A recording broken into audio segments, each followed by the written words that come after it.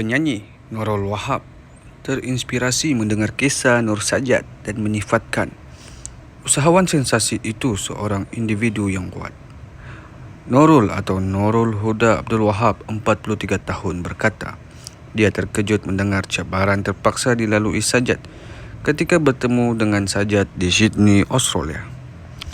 Inspired dan sentiasa sebut Allahu Akbar dengan ceritanya, "Ya Allah Jad, kau buat dik ternganga mulut mendengar cabarannya dan buat anda tertanya," katanya.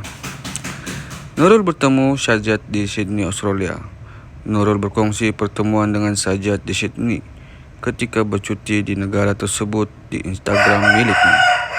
Dalam pada itu, Nurul meminta orang ramai tidak mudah menjatuhkan hukum terhadap perjalanan kehidupan seseorang dan berhenti bertanya mengenainya. Malah penyanyi itu turut menyarankan agar usahawan sensasi itu menutup kisah silamnya dan disimpan sebagai lipatan sejarah kehidupan. Terima kasih Sajat. Orang tanya apa yang menakjubkan. Jika anda tidak tahu perjalanan seseorang, sebaiknya jangan tanya kenapa. Inspired dan sentiasa sebut Allahu Akbar dengan ceritanya, "Ya Allah Jad, kau buat adik Nurul Wahab menyanyi." Tutup kisah itu simpan dalam lipatan sejarah kehidupannya, ujarnya.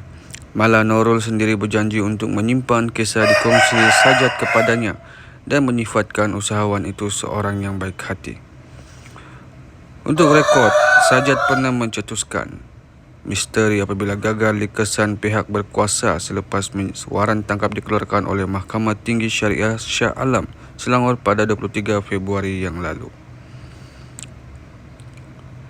Sajat dilaporkan berjaya meloloskan diri ke Thailand ketika negara berada dalam Perintah Kawalan Pergerakan Pemulihan PKPP. Persembunyian usahawan itu akhirnya terbongkar apabila dia ditahan pihak imigresen Thailand pada 8 September 2021 di sebuah kondominium di Bangkok atas tuduhan memiliki pasport tidak sah. Ketika itu, Sajat mengemukakan kad pelarian Suruhanjaya Tinggi Pertubuhan Bangsa-Bangsa Bersatu bagi pelarian UNCHR sebelum berhijrah ke Australia.